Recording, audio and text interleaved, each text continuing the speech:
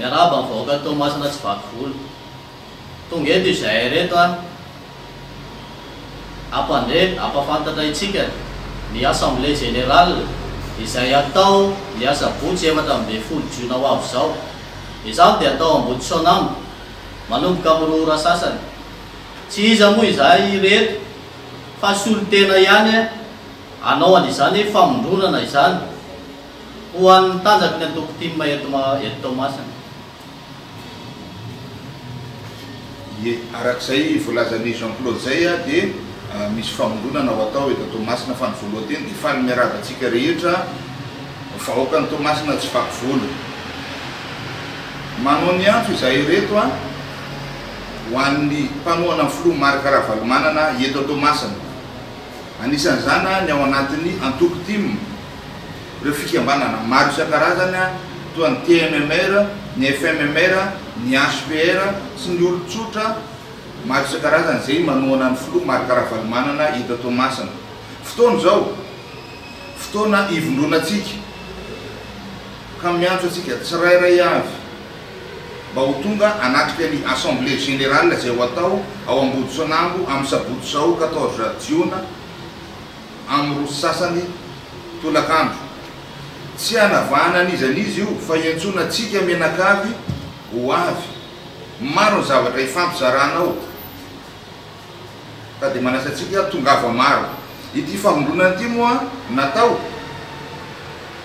dia misy toromarika avy any amin'ny filoha Marc Ravalomanana ary narahana taratasy zany zay nosony avin'ny filoha mpanorona ny antoko tiako Madagasikara.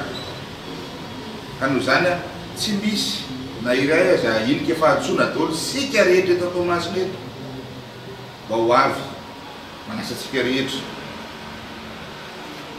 Famampisana ny voalazin'izao lahy ty zany dia manentana sy manao antso zahay ho tonga ao Ambohitrisanambo ny sabotsy fa 14 Jiona amin'ny ora tolakandro hiaraka hifanakalohevitra, hiaraka hifampizara vaovao ary hitady fomba ametrahantsika paikady vaovao entina hitantanana ny antoko tim.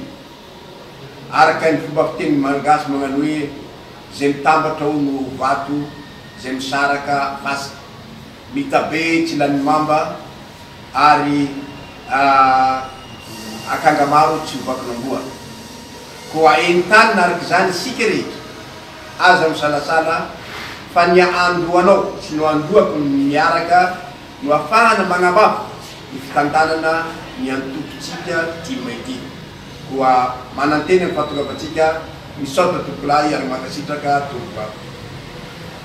Ny anampivokely an'izay angambany dia tokana ihany ny tanjona amin'ity fampivondronana ity dia ny ampatanjaka izay ny antoko tim eto Tomasina izay dia raha malala fa somary tsy hitahita nefa antoko lehibe anisan'ny matanjaka indrindra raha mbola antoko tim zany eto Madagasikara.